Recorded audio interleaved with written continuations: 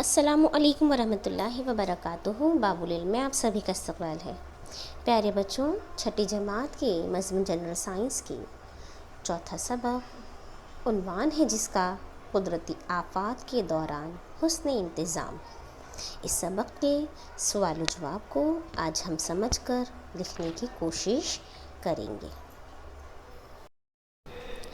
اس سبق کا پہلا سوال ہے، آفات کے دوران رابطہ قائم کرنے کے لیے فون نمبر بتائیے۔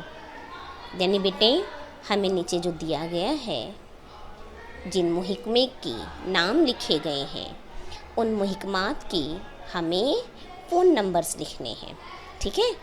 تو الف ہے پولیس کنٹرول روم، جواب کیا آئے گا 100، ہے نا؟ پولیس کو فون نمبر یہی ہے، پولیس کو ہم اسی نمبر پر فون کرتے ہیں۔ بے فائر بریگیڈ، جواب 101۔ جیم ایمبولینس، جواب 102۔ دال قومی سطح پر ایک ہی ایمرجنسی نمبر، جواب 108 یا 112۔ یہ جو بیچ میں ایک چھوٹی سی ترچھی لائن لگی ہے نا بیٹے، وہ یا تو یہ نمبر لگانا ہے ہمیں یا یہ نمبر، ٹھیک ہے؟ تو یہ تمام نمبر آپ کو یاد ہونے چاہیے، تمام نمبرات کو آپ یاد کر لیجئے کہ اللہ نہ کرے کبھی ہمیں کوئی ایمرجنسی آن پڑے تو ہم ان نمبرات کو ڈائل کر کے حسب ضرورت مدد طلب کر سکتے ہیں، ٹھیک ہے؟ ہاں، چلیے آگے بڑھتے ہیں۔ سوال نمبر 2 ہے، فوری طور پر کیا تدبیر کریں گے؟ یعنی اگر ایسا کچھ ہو جائے تو آپ فوراً کیا کرو گے؟ یہاں پر آپ کو وہ لکھنا ہے۔ الف کتے نے کاٹ لیا، تو بیٹا دیکھیں اگر کتا کاٹ لیتا ہے تو ہمیں کیا کرنا چاہیے؟ وہ لکھا ہے جواب میں، جواب کتے کے کاٹے ہوئے زخم کو جراثیم سے پاک پانی یا پوٹاشیم پر میگنیٹ کے محلول سے دھوئیں گے، زخم پر خشک کپڑا رکھیں گے، ڈاکٹر کا علاج کریں گے اور اینٹی ریبیز انجیکشن لیں گے، ٹھیک ہے؟ کتا جب کاٹتا ہے تو اس کے لیے ہمیں انجیکشن لینا پڑتا ہے، ہاں؟ تو یہ خاص خیال رکھیں گے، ٹھیک ہے؟ بے خراش لگ گئی یا خون بہہ رہا ہو، یعنی خون کا بہنا، ایسی صورت میں آپ کیا کریں گے؟ تو جواب لکھیں گے ہم، خون بہہ رہا ہو تو سب سے پہلے اسے روکنے کی کوشش کریں گے، زخمی شخص کو اس طرح بٹھائیں گے یا لٹائیں گے کہ اسے آرام ملے، زخم کو صاف پانی سے دھوئیں گے، جراثیم کش دوا یا مرہم لگائیں گے، زخم گہرا ہو تو ڈاکٹر کو دکھائیں گے، ٹھیک ہے؟ یہ تدابیر جو ہے نا بیٹا، جو سوال نمبر 2 ہے آپ کا، یہاں پر جو تدابیر آپ سے دریافت کی گئی ہیں اسے آپ ذہن نشین کرتے چلیں۔ اللہ نہ کرے کہ مستقبل میں کبھی آپ کو اس طرح کسی حادثے سے دوچار ہونا پڑے تو آپ اپنے ذہن کو جگہ پر رکھتے ہوئے ان میں سے کوئی تدبیر اختیار کر سکتے ہیں، ہے نا؟ اس لیے اسے یاد بھی رکھتے جائیے۔ جیم ہے جلنا یا جھلسنا، جواب سب سے پہلے دیکھیں گے کہ کتنا حصہ جلا ہے، جلے ہوئے حصے کو ٹھنڈے پانی میں ڈبا کر رکھیں گے، زخمی شخص کو پانی پلائیں گے، اسے تسلی دیں گے، زخم کو جراثیم سے پاک پانی سے دھوئیں گے، اس حصے پر مرہم لگائیں گے اور زیادہ جلا ہو تو مریض کو ڈاکٹر کے پاس لے جائیں گے، ٹھیک ہے؟ کیونکہ جب انسان جلتا ہے نا تو اس کے جسم سے پانی کی مقدار کم ہو جاتی ہے، تو پانی پلانا زیادہ ضروری ہے، پانی بھی پلا کے رکھیے گا اسے۔ دال سانپ کا کاٹنا، اب ہمارے شہروں میں تو سانپ ہوتے نہیں ہیں، زیادہ ہمیں دکھائی نہیں دیتے کہ وہ کاٹے ڈسے، لیکن آپ لوگ گاؤں جاتے ہیں چھٹیوں میں اور گاؤں میں سانپ کا نکلنا، سانپ آتا ہے سانپ کاٹ لیتا ہے، یہ حادثہ وہاں کے لیے معمول کے مطابق ہے۔ تو بیٹا ایسی صورت میں ہم کیا کریں گے؟ جواب सांप काटे हुए ज़ख्म को पानी से धोएंगे, मरीज़ को तसल्ली देंगे, ज़ख्म के ऊपरी हिस्से को कपड़े से मज़बूती से बांधेंगे, फौरी तिब्बी इमदाद हासिल करेंगे, जहर का असर दूर करने वाला इंजेक्शन लगवाएंगे। तिब्बी इमदाद यानी क्या? डॉक्टर की मदद। फ़ौरन हम ये कोशिश करेंगे कि अगर कोई किसी शख्स को सांप ने काटा है, तो सांप जहरीले भी होते हैं, गैर जहरीले भी होते हैं, तो सबसे पहले हमें ये देखना है कि भाई ये सांप जहरीला था या गैर जहरीला, ठीक है। और अपने तौर पर हम ये कर सकते हैं कि जहाँ पर ज़ख्म सांप ने काटा है उसके ज़ख्म की ऊपरी तरफ, यानी जो हिस्सा जिस्म की तरफ है, जहाँ से खून की नसें, खून की रगें दिल की तरफ जाती हैं, उस हिस्से को हम मज़बूती से बांध देंगे ताकि वो जहरीला खून पूरे जिस्म में ना फैल सके। हाँ बेटा, ये ख़ास ख्याल रखना है। और ज़ख्म पर जरासीम कुछ दवा लगा लेंगे, हो सके तो पोटेशियम परमैंगनेट इसकी कलमें ज़ख्म के अंदर भर देंगे, ठीक है। और फिर फ़ौरन डॉक्टर के पास ले जाएंगे। है लू लगना। लू लगना यानी क्या बेटा? देखिए, गर्मी के मौसम में जब दर्जे हरारत बहुत ज़्यादा होता है, हवा बहुत गर्म चलने लगती है ना, तो इसे कहते हैं लू चल रही है। और वो जो लू लग जाती है तो इंसान को बहुत उल्टियाँ, दस्त यानी जुलाब, पेचिश वग़ैरह होती है, बहुत चक्कर वग़ैरह आती है।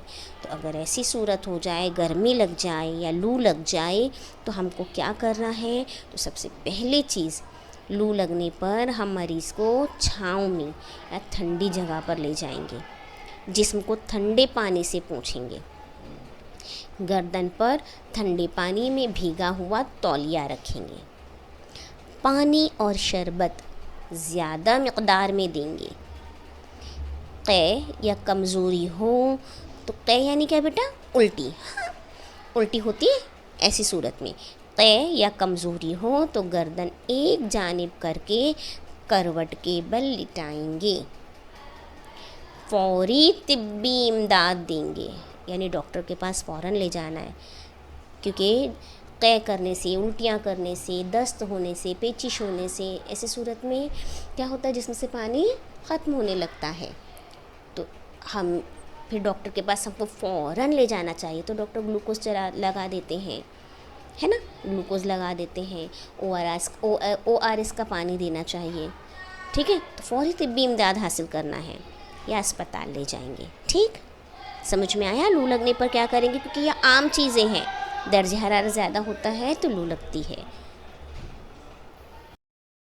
सवाल नंबर 3 है, ऐसा क्यों होता है? अलिफ है सैलाब, यानी हमें वजह बतानी है। तो सैलाब क्यों आता है? बारिश वगैरह में आता है, नदी में पानी भर जाता है बहुत ज़्यादा, है ना। तो चलिए हम जवाब देखिए कैसा लिखते हैं। शदीद बारिश की वजह से एक मकाम पर बहुत ज़्यादा मिक़दार में जमा होने वाला पानी नदी के किनारों से बाहर निकल जाता है, तो सैलाब जैसे कुदरती आफत आती है। बहुत ज़्यादा बारिश होने पर बड़े शहरों में पानी की निकासी के नाकाफ़ी इंतज़ाम की वजह से गटर भर जाते हैं, नतीजे में पानी रास्तों पर फैल जाता है और आसपास के इलाक़ों और घरों में दाखिल हो जाता है। इसे भी हम सैलाबी सूरत हाल कहते हैं, ठीक है। जंगल की आग, जंगल में आग कैसे लगती है? तो जवाब, इससे भी बहुत नुकसान होता है बेटा। जंगल की आग लगने से पूरा जंगल तबाह हो जाता है, फिर वहाँ पे रहने वाले, उस जंगल में रहने वाले जानवरों का बहुत ज़्यादा नुकसान होता है। चलिए जवाब देखिए कैसा लिखेंगे हम। जंगल की आग की कुदरती वजूहात में आसमान में चमकने वाली बिजली है जो किसी दरख्त पर गिर जाती है। इसके अलावा जब दर्जे हरारत ज़्यादा हो और आबो हवा खुश्क हो, तब हवा के चलने पर दरख्त की टहनियों के आपस में रगड़ने से जंगल में कुदरती तौर पर आग लग जाती है, ठीक है। कुदरती वजूहात हो गई, टहनियाँ, खुश्क टहनियाँ आपस में रगड़ती हैं तब भी आग लग जाती है। और इसके अलावा इंसान की भी गलतियाँ होती हैं, जंगल में आग लगने का सबब बन जाती हैं। क्या है? कभी कभी जलती हुई बीड़ी, सिगरेट یا برقی تاروں سے نکلنے والی چنگاریوں سے بھی جنگل میں آگ لگ جاتی ہے. ٹھیک ہے، اسی لیے کہتے ہیں احتیاط برتو. اور ویسے بھی سگریٹ بیڑی تو بیٹا پینا نہیں چاہیے، وہ تو نقصان دہ ہے، ہماری صحت کے لیے مضر ہے.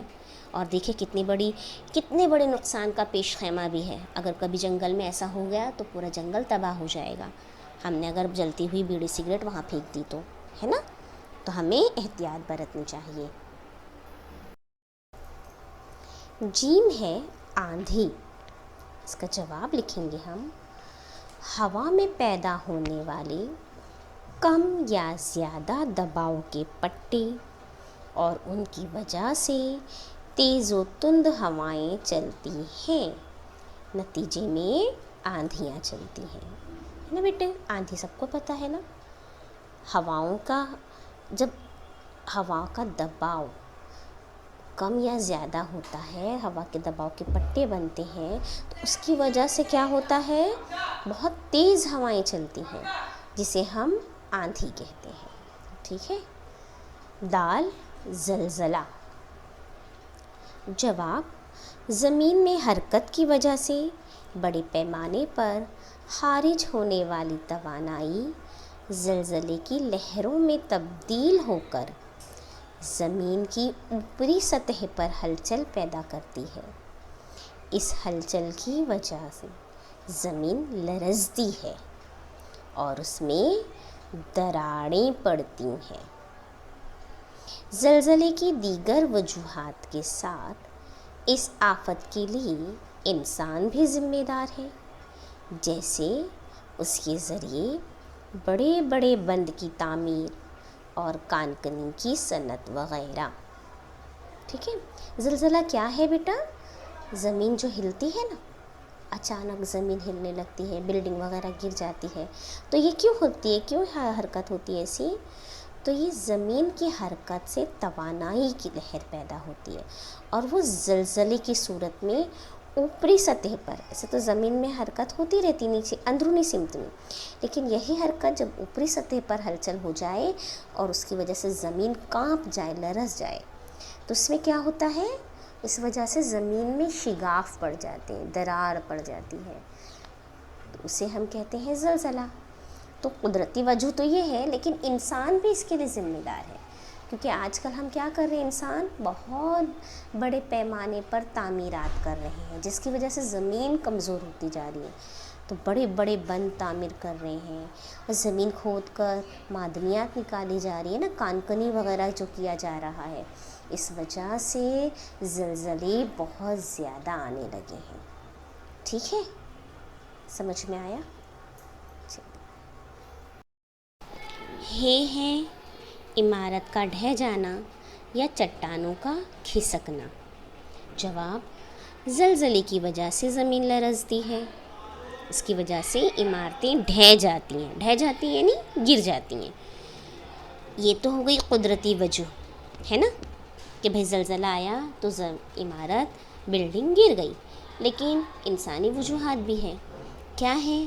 اگر تعمیری کاموں کے لیے کمتر درجے کی اشیاء استعمال کی جائیں تو عمارتیں جلد ڈھہ جاتی ہیں. سیمنٹ، ریتی وغیرہ استعمال کرنے میں چوک ہو جائے، غلط مٹیریل استعمال کیا جائے تو عمارت کمزور بن جاتی ہے اور وہ گر جاتی جلد سے جلد. اسی طرح تیز بارش اور پہاڑوں پر تعمیراتی کام کرنے سے چٹانوں میں دراڑیں پڑ جاتی ہیں اور چٹانیں کھسک کر گر جاتی ہیں.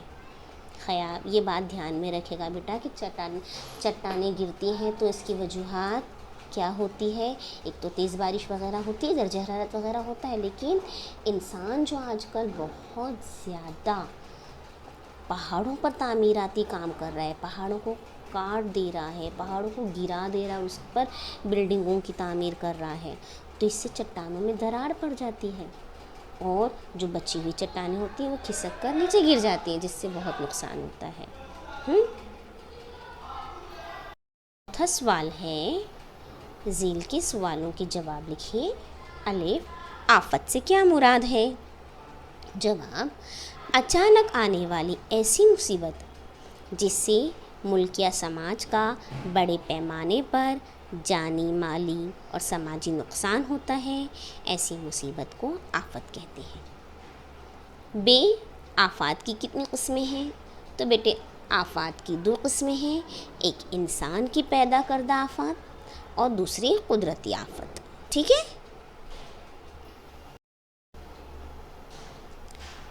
سوال نمبر 4 کا جیم ہے، آفت کے دوران حسن انتظام سے کیا مراد ہے؟ حسن انتظام یعنی کیا؟ اچھے طریقے سے نظم کرنا، انتظام کرنا۔ تو جواب، آفت کو ٹالنا، آفت کا سامنا کرنے کے لیے منصوبہ بنانا اور اس کے لیے صلاحیت حاصل کرنا آفت کا حسن انتظام کہلاتا ہے۔ دال ہے، آفت کے دوران حسن انتظام کے اجزاء کون سے ہیں؟ جواب لکھیں گے ہم، آفت کے دوران آفت کو ٹالنا اور آفت کا سامنا کرنے کے لیے فوری منصوبہ بندی کرنا ایک اہم جز ہے۔ اس کے علاوہ دوسرا اہم جز یہ ہے کہ آفت سے متاثر افراد کو طبی امداد پہنچانا، ایک دوسرے کی مدد و تعاون کرنا، ٹھیک ہے؟